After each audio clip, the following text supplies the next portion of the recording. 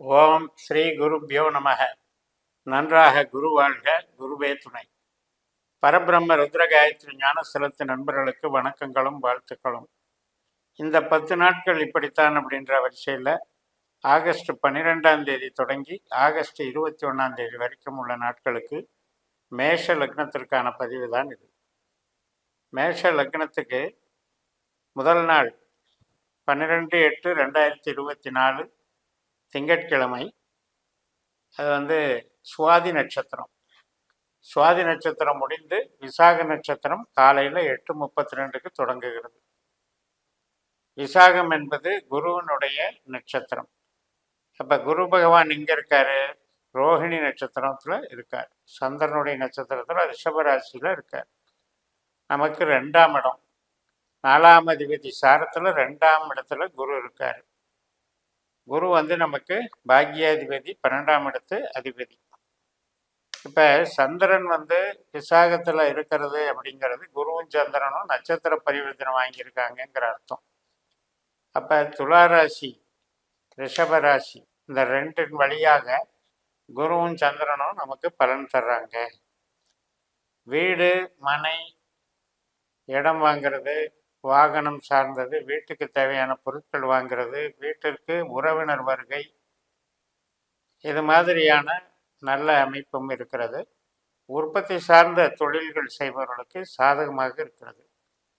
பண வருமானம், ஃபைனான்ஸில் இருக்கவங்க, உங்களுக்கு பயிர் தொழில் செய்கிறவங்க, விவசாயம், நீர் ஆதாரம் மிக்க தொழில்கள், இவங்களுக்கெல்லாம் நன்மைகள் இருக்குது. டிரான்ஸ்போர்ட்டு நடத்துகிறவங்க மற்றும் கன்சல்டிங் பிஸ்னஸ்ஸு, ஒரு இன்ஸ்டியூஷன் வச்சு பாடம் சொல்லி கொடுக்கறது, டியூஷன் எடுக்கிறது, இது மாதிரியான நபர்களுக்கு இன்றைக்கி நல்ல அமைப்பு, யோகம் இருக்குது. பொதுவாக வேலைக்கு போகிறவங்களுக்கு நன்மைகள் நடக்கக்கூடிய நல்ல நாள். இப்போ சூரியன் கடகராசியில் ஆயில்ய நட்சத்திரத்தில் இருக்கார், புதனுடைய நட்சத்திரத்தில் இருக்கார்.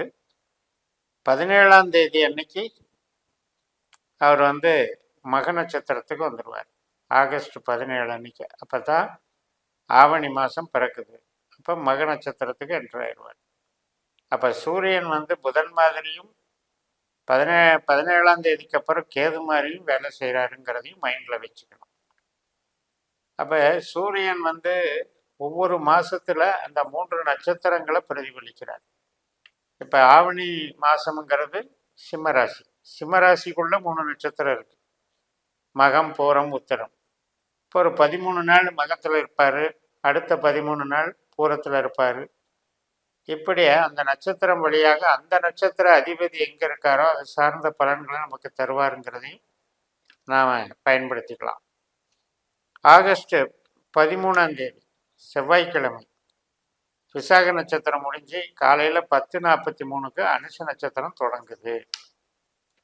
அனுஷ நட்சத்திரங்கிறது விருச்சிக ராசிட்டு இருக்கு. நம்ம லக்னத்துக்கு 8ஆம் வீட்டில் சந்திரன் போயிடுறாரு.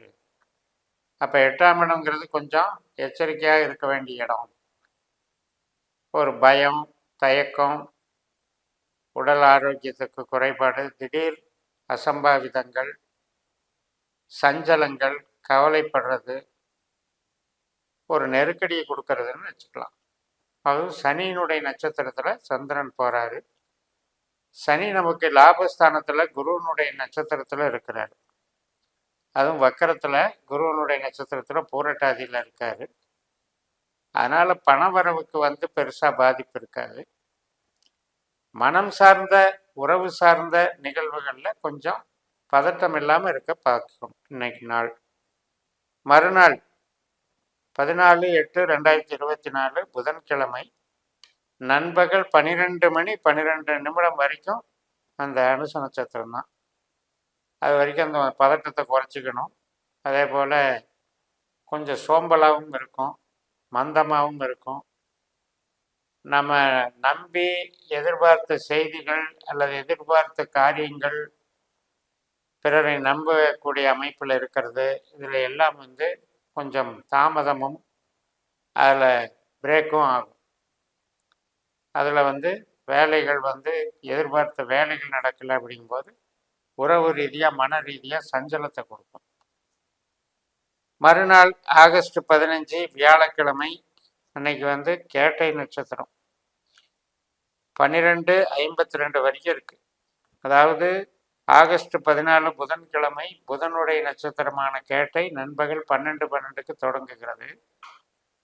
மறுநாள் வியாழக்கிழமை 12:53 வரைக்கும் இருக்கு. அப்ப புதன் எங்க இருக்காருன்னா மக நட்சத்திரத்துல இருக்காரு, சிம்ம ராசியில. கேது போல பலன் கொடுப்பார்.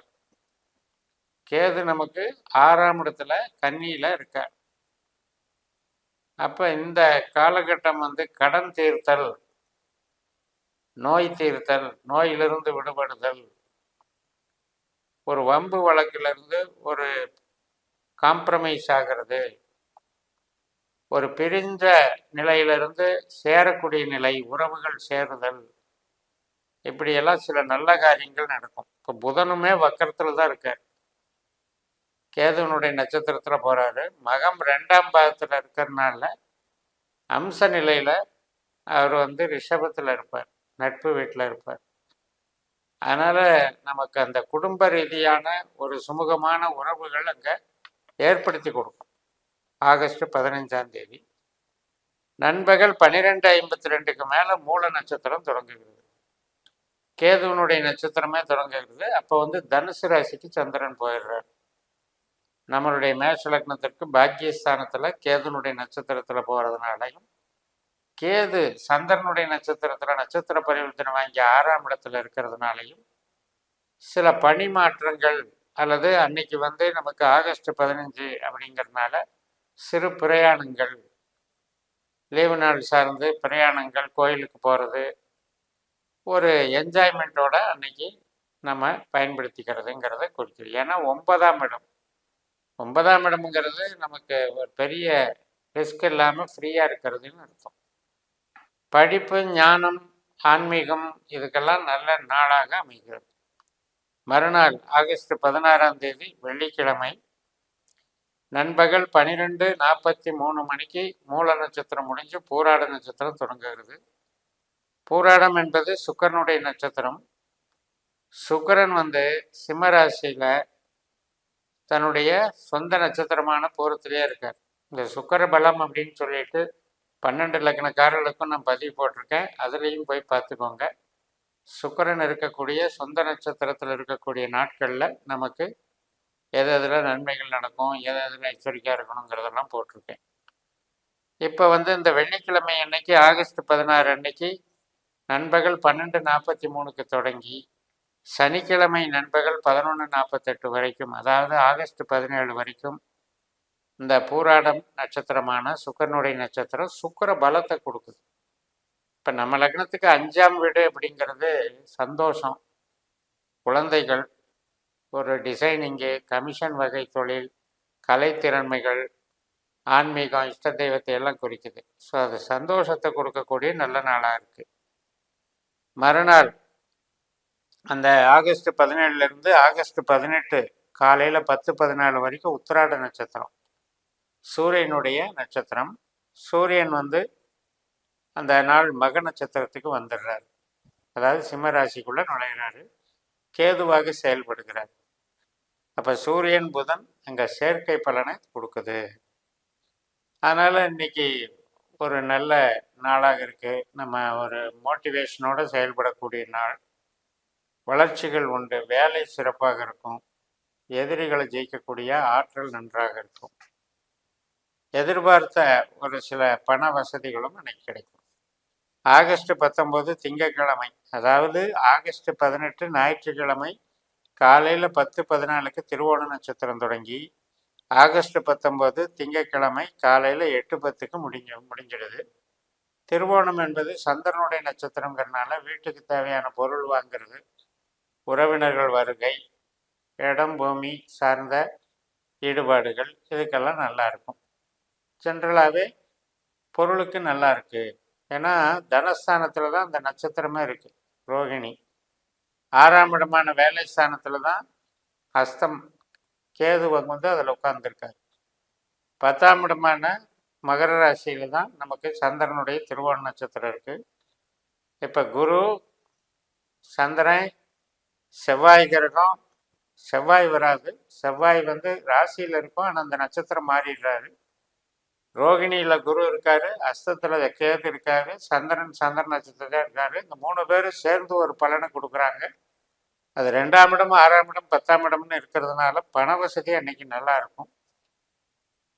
மதிப்பு கௌரவம் நல்லா இருக்கும். மறுநாள் திங்கட்கிழமை ஆகஸ்ட் 19 வந்து காலையில் 8:10க்கு அவிட்ட நட்சத்திரம் தொடங்குகிறது. அப்போ செவ்வாய் அப்படிங்கிறவர் சொந்த நட்சத்திரத்தில் இருக்கார், மிருகசிரீஷத்தில் இருக்கார்.